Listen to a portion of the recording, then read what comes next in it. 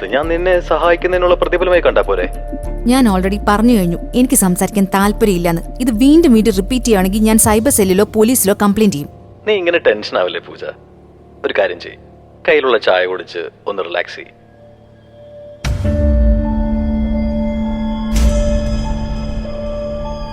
നിന്റെ പുറകിലോ കട്ടന്റെ മറവിലൊന്നും അല്ല പൂജ. നിന്റെ ലാപ്ടോപ്പിന്റെ ക്യാമറയിൽ കൂടി എനിക്ക് നിന്നെ നന്നായി കാണാം. ഫോൺ കട്ട് ചെയ്യ് പൂജ, ഞാൻ ജസ്റ്റ് തുടങ്ങിയിട്ടല്ലേ ഉള്ളൂ. നല്ല കുട്ടികള് അനുസരിക്കില്ലെന്നുണ്ടോ? വെയിറ്റ്, ഞാനൊരു സർപ്രൈസ് തരട്ടെ. ഹലോ പൂജ.